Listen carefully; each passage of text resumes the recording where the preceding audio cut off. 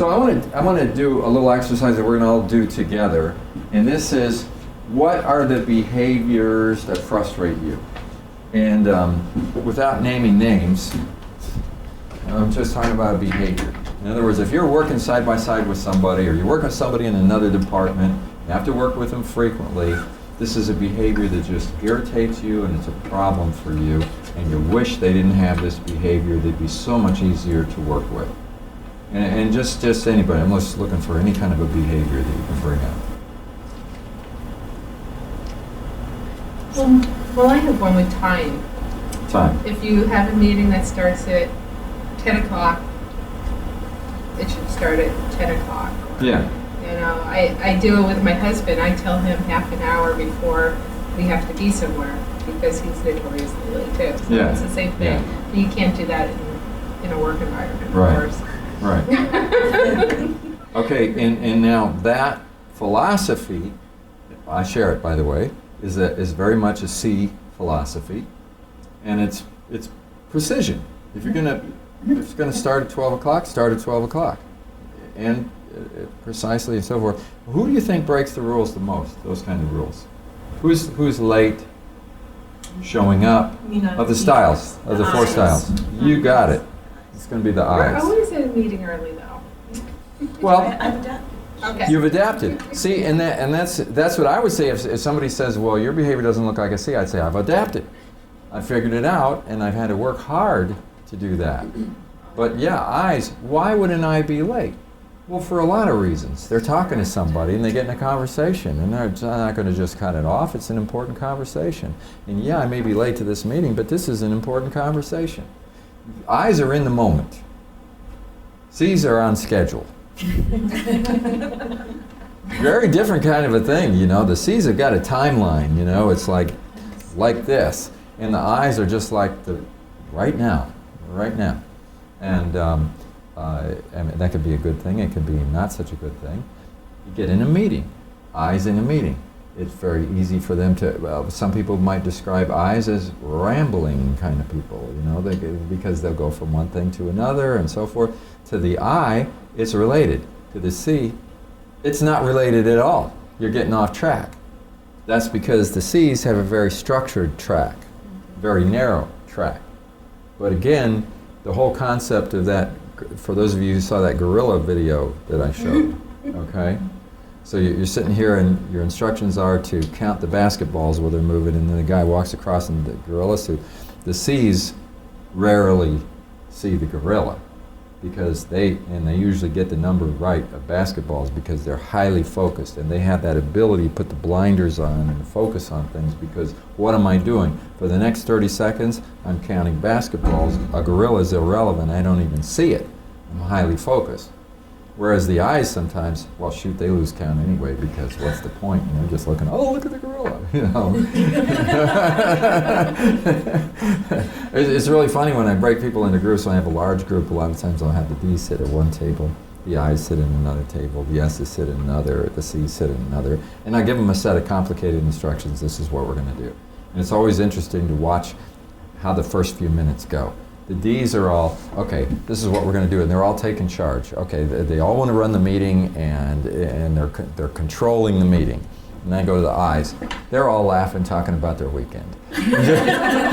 That's their preparation for the exercise. They're not even thinking about the instructions. They're laughing, having a good time.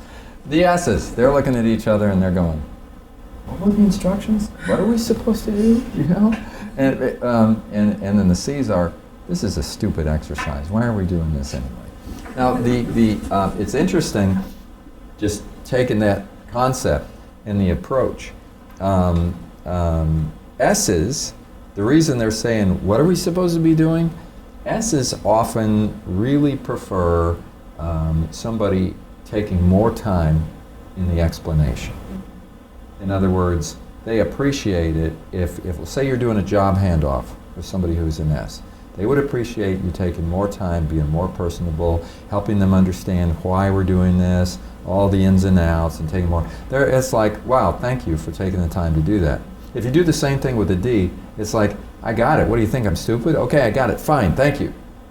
They want to just do it just like that, and they feel like you're micromanaging them if you take too much time. Very, very different approach.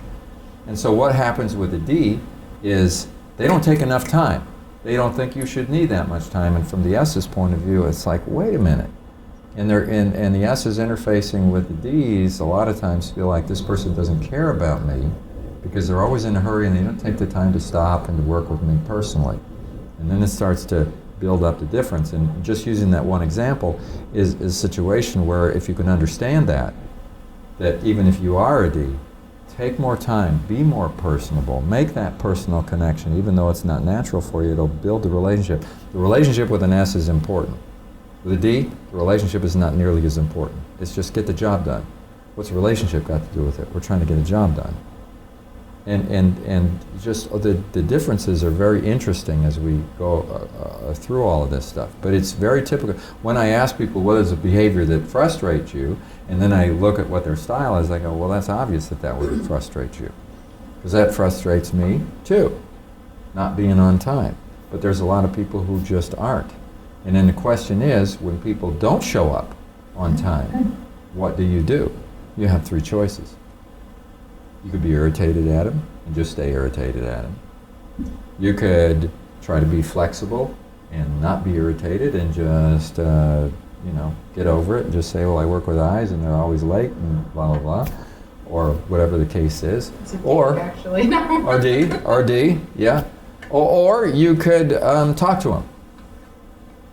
And depending on your people skills, you may not have any success talk to them, because when you talk to them, if you don't know how to talk to that individual, or you're irritated because they just missed a meeting at the time you talk to them, it may not go off so well.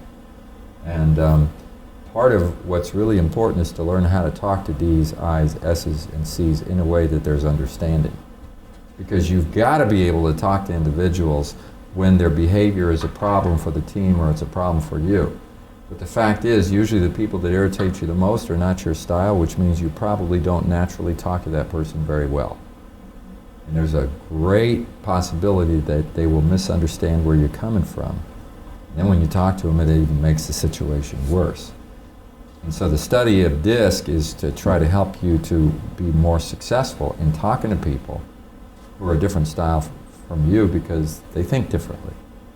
And there's always going to be frustrating behavior, and the other part of this is don't take it personally. Because if you're a C, it's pretty much understood that you're going to be frustrated with the behaviors of an I, because they're so opposite of you.